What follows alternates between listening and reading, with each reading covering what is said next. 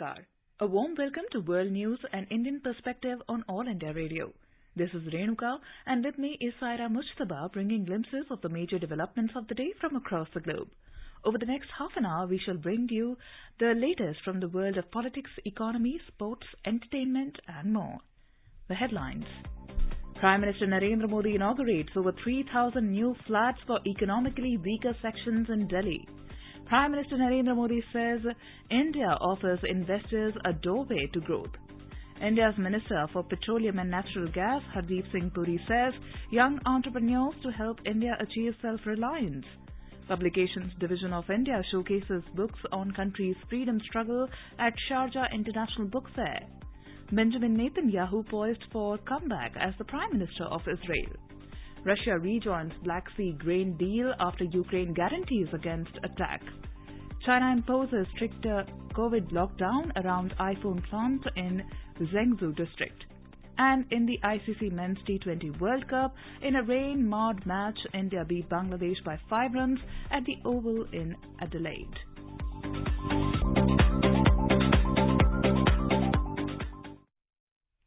Prime Minister Narendra Modi inaugurated over 3,000 newly constructed flats for the economically weaker sections at Kalkaji in Delhi. He handed over the keys of these flats to eligible beneficiaries in a ceremony at the Vigyan Bhavan. Speaking on the occasion, the Prime Minister said that it is a historic day as several citizens staying in slum clusters in Delhi will now have their own houses. Kalkaji extension के first phase में ही 3,000 से ज्यादा घर बनकर तैयार कर लिए गए हैं और बहुत ही जल्द यहाँ रह रहे दूसरे परिवारों को भी गृह प्रवेश का मौका मिलेगा। आने वाले समय में भारत सरकार द्वारा किए जा रहे ये प्रयास दिल्ली को एक आदर्श शहर बनाने में बड़ी भूमिका निभाएंगे। The objective of the rehabilitation project is to provide a better and healthy living environment to the residents of Jhuggi-Jhopdi clusters with proper amenities and facilities. Slum rehabilitation of 376 slum clusters is being undertaken by the Delhi Development Authority to provide a better and healthy living environment to the residents. The Prime Minister asserted that the welfare of poor is at the core of government's policies. He said the government is leaving no stone unturned to fulfill aspirations of citizens in the national capital. He stated that the aim of the central government is to turn Delhi into a grand city complete with all amenities in accordance with its status as the capital of the country. The Prime Minister said the central government is ensuring ease of living for the poor in Delhi through One Nation, One Ration Card scheme. He mentioned that the poor people of the national capital have also availed the benefits of free ration being provided by the government during COVID pandemic. He said that the poor people of the national capital are also availing the benefits of the central government scheme, Bhim UPI. आज दिल्ली के गरीब को भी सरकार की योजनाओं का सीधे लाभ मिल रहा है। दिल्ली में हजारों साथी रेहड़ी पटरी की दुकान लगाते हैं, सब्जियां और फल बेचते हैं। इनमें से शायद ही कोई ऐसा हो जिसके पास आज भीम यूपीआई न हो। पैसे सीधे मोबाइल पर आते हैं, मोबाइल से पेमेंट भी हो जाता है। इससे कितनी बड़ी आर्थिक सुरक्षा भी मिली है। Prime Minister Narendra Modi says post-pandemic, the world is looking at India, which offers investors a doorway to growth. Speaking at the Invest Karnataka Global Investors Meet inaugural event in Bengaluru via video conferencing on Wednesday, the Prime Minister said that investing in India means investing in democracy and inclusiveness for a better, cleaner and safer planet. Mr. Modi said the main focus of the government is to eliminate the policy-level crises with a rational approach. He said the government has freed investors from red tape and has given them a red carpet of opportunities. हमने investors को red tape के जाल में उलझाने के बजाय निवेश के लिए रेड कारपेट का माहौल बनाया। हमने नए उपजाऊ कानून बनाने के बजाय उन्हें रेशनलाइज बनाया। हमने युवाओं को नियमों में जकड़ने के बजाय उन्हें अपनी क्षमताओं को और बढ़ाने का मौका दिया। Mr. Modi said the government has taken important decisions to rationalize laws, streamline rules and regulations. Prime Minister Modi said that states are partnering with different nations for specific projects through the Global Investors Meet. Global investors meet के जरिए राज्य specific sectors में खुद दूसरे देशों के साथ partnership कर रहे हैं, ये बहुत अच्छी बात है। दुनिया भर की तमाम कंपनियां इस आयोजन में शामिल हो रही हैं। इस प्लेटफॉर्म पर हजारों करोड़ रुपए की पार्टनरशिप की जाएगी। इससे बड़े पैमाने पर युवाओं के लिए रोजगार के अवसर बनेंगे।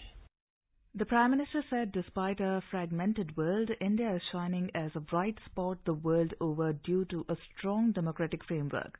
He said not only reforms but the progress of a new India in the infrastructure sector is unmatchable. Global crisis का दौर है, लेकिन दुनिया भर के एक्सपर्ट और अर्थव्यवस्था के जानकार भारत को ब्राइट स्पॉट बता रहे हैं और हम अपने फंडामेंटल्स पर लगातार काम कर रहे हैं ताकि भारत की अर्थव्यवस्था दिनों दिन और मजबूत हो। पिछले महीनों में भारत ने जितने फ्री ट्रेड डील्स किए उससे दुनिया को हमारी तैयारियों की झलक मिल चुकी है। Union Minister for Petroleum and Natural Gas Hardeep Singh Puri on Wednesday lauded young entrepreneurs, saying that their innovations will help India achieve self-reliance. Mr. Puri met young entrepreneurs and innovators during the Abu Dhabi International Petroleum Exhibition and Conference ADI-PEC 2022. He said that young innovators are the driving force in India's journey into the future. ADI-PEC is one of the leading trade fairs for the oil and gas industry. The Union Minister also held wide-ranging discussions on Tuesday with UAE Minister of Energy Suhail Mohammed Al-Mazroui on the current state of oil and gas markets. Mr. Puri said that they also discussed furthering India and UAE's energy cooperation from $23 billion last year. Sharjah International Book Fair SIBF 2022 opened at Sharjah Expo Centre. The 41st edition of SIBF will run till the 13th of this month under the slogan Spread the Word. Entry to the book fair is free. The Government of India's premier publishing house, Publications Division, is showcasing its publications at the book fair. Being organized by the Sharjah Book Authority, the International Book Fair is hosting a stellar group of award-winning authors, intellectuals, and other literary luminaries from around the world. Continuing with the celebrations of Azadi Ka Amrit Mahotsav, Publications Division is offering readers and book enthusiasts a wide variety of books on the history of Indian freedom struggle and freedom fighters.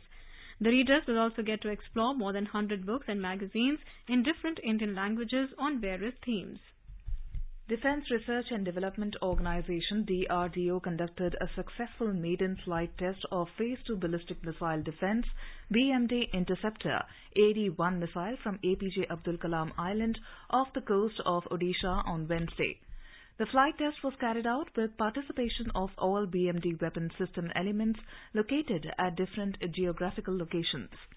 The AD-1 is a long-range interceptor missile designed for both low exo-atmospheric and endo-atmospheric interception of long-range ballistic missiles as well as aircraft. In Denmark, the centre-left coalition secured a majority in its general election on Wednesday after a tight overnight count. The governing Social Democratic Party recorded its best showing in the 2 decades. Prime Minister Mette Fredriksen's red bloc of parties has secured the required 90 parliamentary seats to form a government. However, Fredriksen wants to form a larger coalition and thus has handed over her government's resignation to the Queen. The counting has been completed in Denmark and the centre-left Social Democrats had won 50 seats, which is the most for any party. The centre-right party, Venstre, is in second place. With left-leaning seats from the autonomous nations of Greenland and Faroe Islands, the current centre-left coalition clinched 90 seats to form a government in the 179-seat parliament. In Israel, former Prime Minister Benjamin Netanyahu appeared well-placed to return to power after partial results show he is on course to win a majority in Knesset election with the far-right's help. The Knesset is the unicameral legislature of Israel. Over 86% of the votes were counted when the reports last came in, and Netanyahu's bloc was set to win 65 out of 120 seats in the general election. However, Netanyahu will be dependent on the support of the religious Zionism party. This was Israel's fifth general election in less than 4 years. On the other hand, Prime Minister Yair Lapid told his supporters that nothing was yet decided and his centre-left Yesh Atid party would for final results. According to the partial results, Netanyahu's Likud is all set to emerge as the biggest party, winning 32 seats, while religious Zionism has bagged 14 seats. Yesh Atid, which led the coalition which brought down Mr. Netanyahu in elections last year, has bagged 24 seats. This is All India Radio giving you the world news. For quick news updates round the clock, follow us on Twitter at AIR News Alerts. In today's Hotspot section, we bring you a discussion on pilot launch of Digital Rupee for wholesale segment, advantages and concerns. In conversation are economic analyst Udyan Rai and AIR correspondent V. Ravi Kumar. After the initial announcement today on 7th October, when RBI said that they're going to do a pilot launch of the Digital Rupee in the wholesale segment, RBI has actually gone ahead and launched this. So before we get into the various aspects of this Digital Rupee, tell us briefly what is CBDC, this term which has been bandied around for almost over a month now. The short part of this whole thing is it's central bank digital currency. So it's a digital currency. The currency that you hold, the rupee, you're not holding it in a physical form, which is what you can slip into your wallet. And it's there as in the other digital wallets, that it's the kind of rupee that resides in your digital wallets. It is that virtual digital kind of currency. And in that sense, it's a similar kind of animal that resides in your digital wallet if you're using that. And sometimes if you're making payments through your mobiles or through net banking, anything other than actually handing over the cash, it is that same category of animal in terms of money that CBDC is talking about. The reason why it's CBDC, because it's been issued by the central bank, and instead of being able to hold it in your hand and feeling good about it, you can only see something on screen or something like that where you're not physically holding it. But the advantages are everything that you can have in terms of money is concerned. You can buy, sell, do everything that you can do with money. You can do that. Only thing is that you will not be holding it. A lot of people who are listening to it right now have been probably using e-wallets for almost half a decade or probably more. That how is CBDC different from the e-wallet that they already use?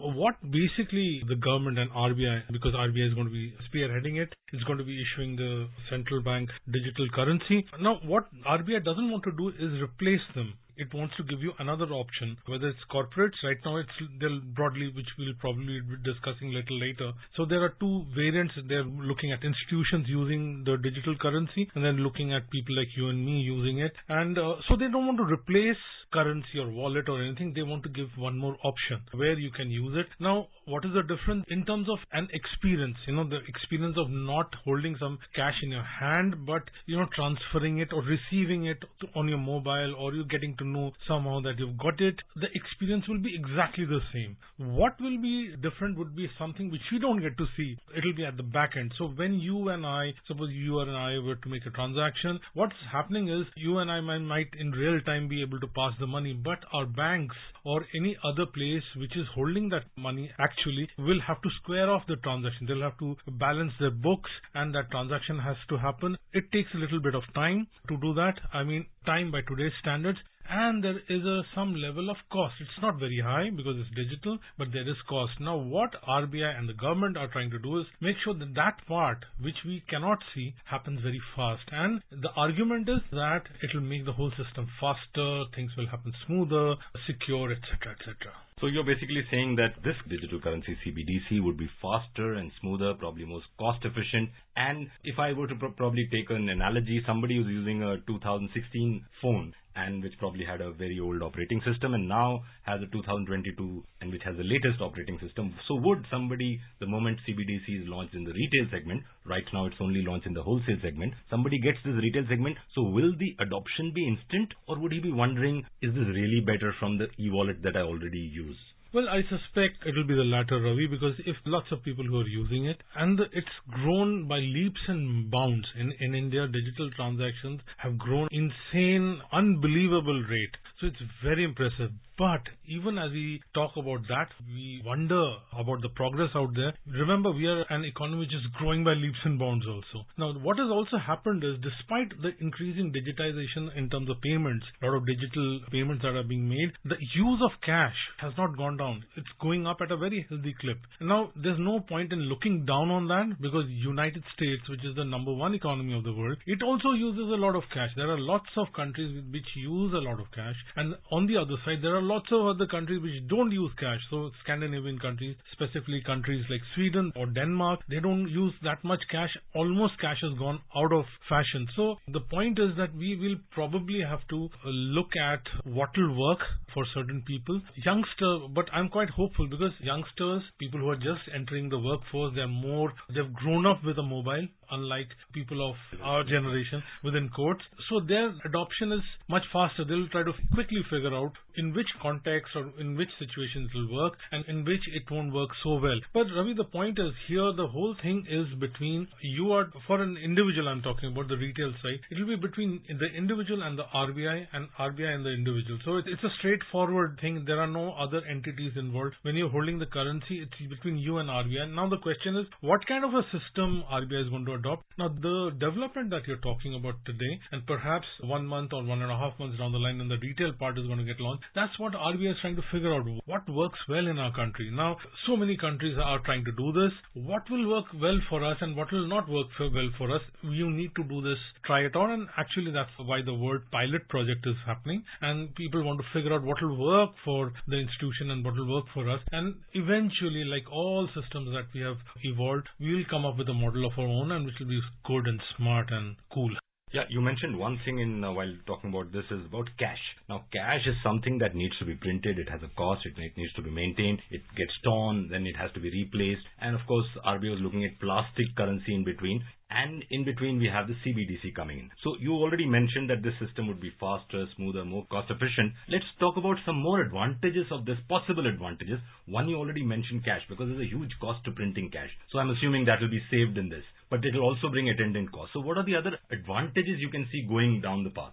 Well, one of the major things that obviously has spurred the government is, we obviously need not go into it in great detail, is cryptocurrency. Because all over the world, and including in our country, governments, for security and many other reasons, financial stability is very important. People, the monetary authority, which is the RBI or the government, they want to have a hold or rather supervisory control over the system. Now what happens is, the cryptocurrencies which are being held as being alternative to holding national currencies was becoming a problem, because there are lots of activities which you can indulge in which are not inimical to the interest of the country or countries, and they would happily bypass the system, supervisory and other systems. And in case somebody with the right intention also holds it and there's a problem, there's a run or something like that, there's no way by which you can secure the interest of the person who's holding that, okay, whether if you're holding it as a currency or as an asset. Now that is a sense why one of the reasons which brought the urgency to the government. Governments across the world have been looking at it, but the kind of popularity and the sudden surge of cryptocurrency was something which the RBI and the government, they don't like it. They've said it in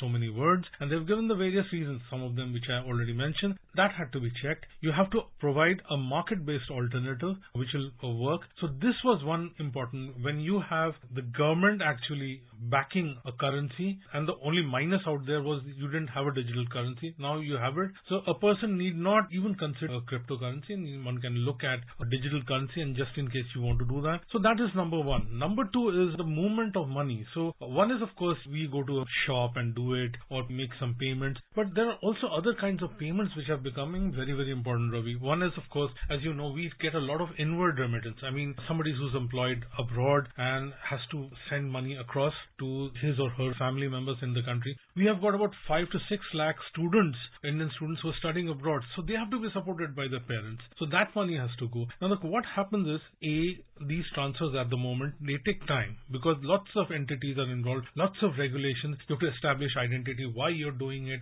etc., etc. Now, and you have to do it secure, and it takes time. Now, the argument is when you have central bank digital currencies across the globe, this whole procedure will get speeded up. You won't have to fill up those long forms and long templates online to transfer money, give enormous documentation when you're receiving money. So these things can happen fast, it can happen secure. Most importantly, the costs will go down. Every time you do a transfer, you end up seeing a decent percentage of that money being pocketed by the bank or financial intermediaries. It's a question of how much less you will get it done through. So that is also a very important point which people are looking at. So apart from that, other part is from the institutional side. What happens is a financial institution they're into the business of lending and raising deposits, etc., etc. Now, the faster a financial institution moves its money, for instance, you make a payment and you're waiting for, or rather a transaction happens and you're waiting for it to square up. Now, suppose it happens very quickly in an instant. Then what happens is you can move on to the next transaction very quickly. So what happens is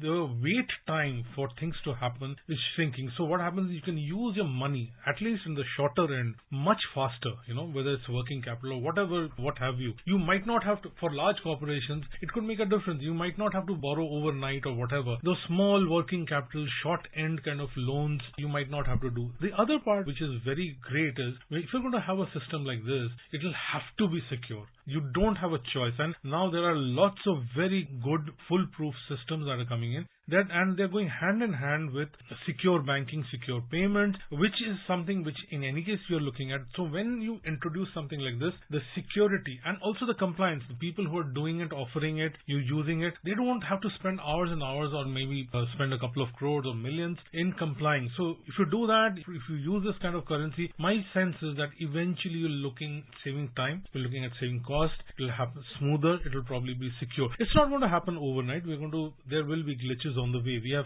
established lots of systems. We have established the GST, etc. They didn't where we are today. It just didn't happen overnight. You keep figuring out what works, what doesn't work, and over a period of time through feedback and understanding, you do that. But the idea is, if you look at the concept note which you talked about, RBI is trying to keep a architecture reasonably open to innovation. So that will change in the market or other things will happen. You will be able to adapt to it. The other part is, of course, because it's digital, you can adapt better, much easier. You're not putting up buildings and having thousands of people out there. Things can happen much quicker. So, seminal day, rather a historic day in the currency history of India. And this is an ongoing story, so we'll be covering other aspects as the retail segments get launched, and we'll bring you, to our listeners, all the details. Thank you very much for joining us. Thank you so much.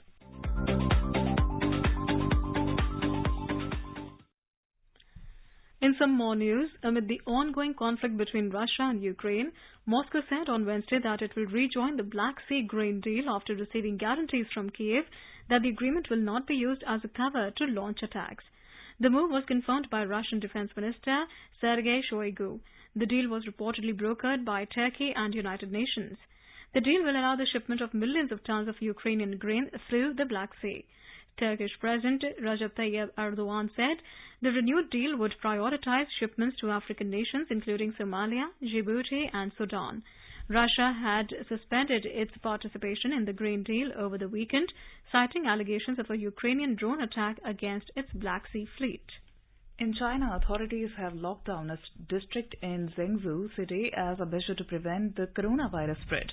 The district is home to the world's largest iPhone factory, and the move may impact the production of the new iPhone 14. Apple's iPhone 14 is manufactured at Foxconn's plant in Zhengzhou city. The lockdown started on Wednesday and is set to last for 7 days.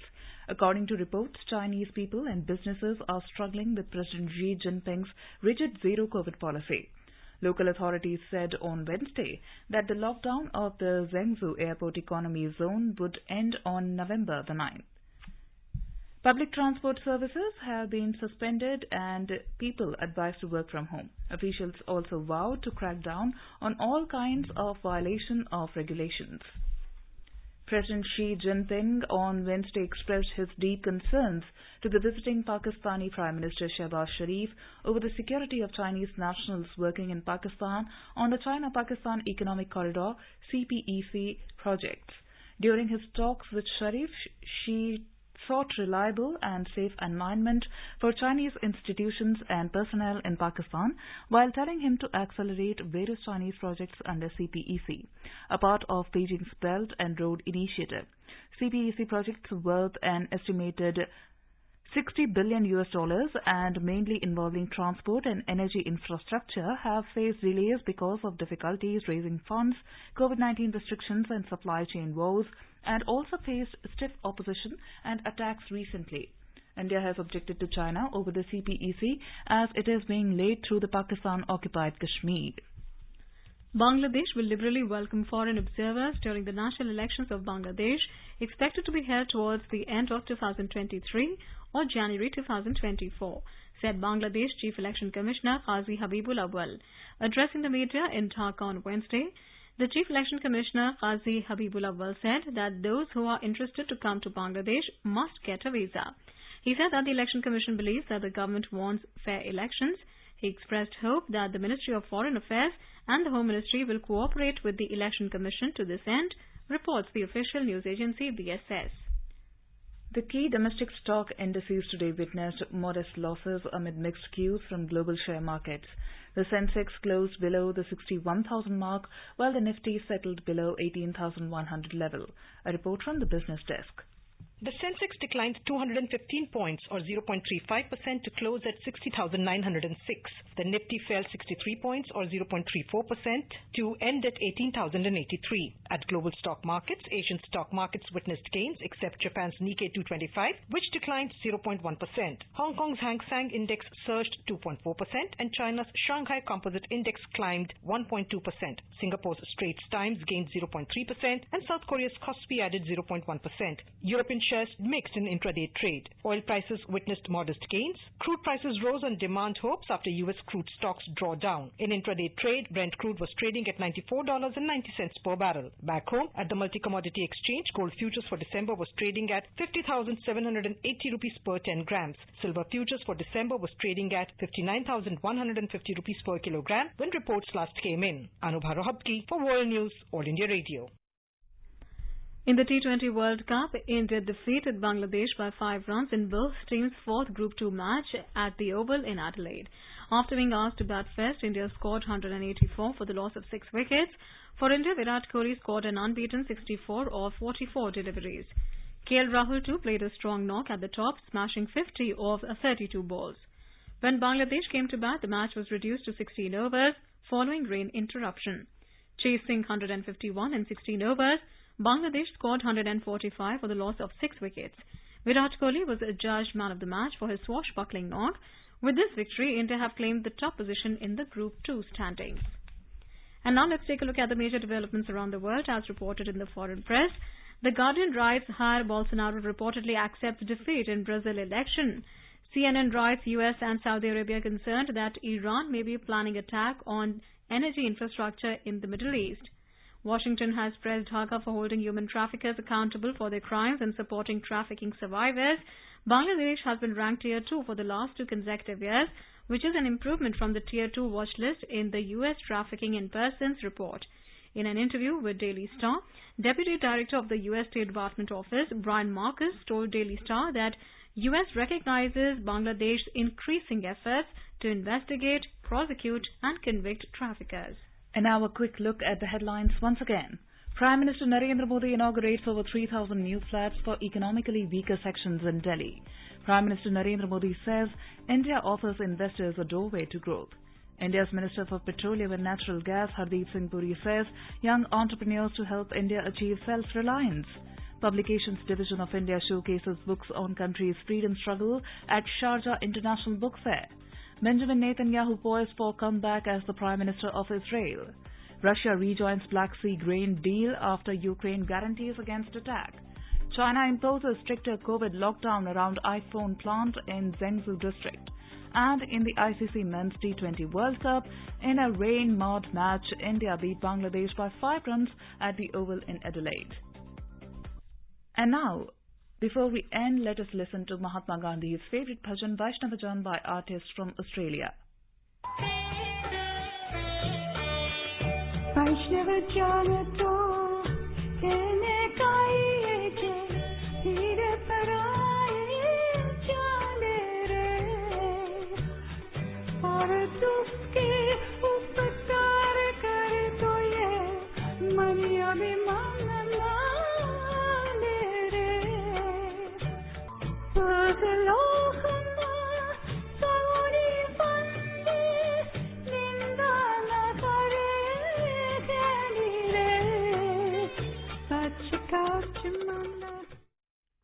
And with that, we end this bulletin. We'll be back at the same time tomorrow with the next edition of World News.